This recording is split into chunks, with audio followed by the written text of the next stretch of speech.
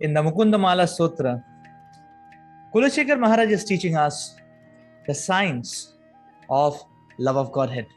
He is teaching us how to become most addicted to Krishna.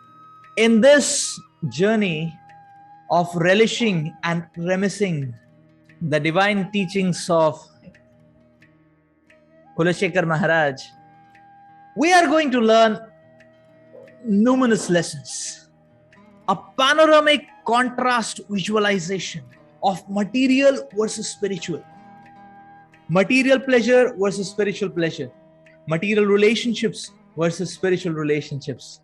Material identity versus spiritual identity. Material abode versus spiritual abode. We're going to learn the ultimate desire or longing, the perfection of desires.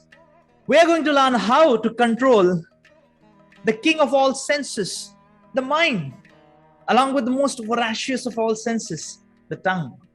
As we go along, we will see that when we dive and strive for Krishna and thrive on Krishna's mercy, on Krishna's shelter, and when Krishna reciprocates, what is that ultimate blessing and reciprocation?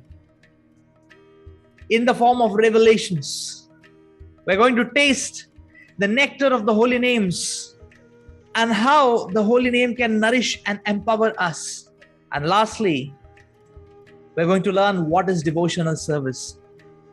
The practical dimensions of devotional service which we should embark upon, and the imaginary and hallucinatory dimensions which we should resist or desist from. Let's dive into this oceanic nectar of the beautiful prayers of Maharaj Kulasekhara. Hare Krishna.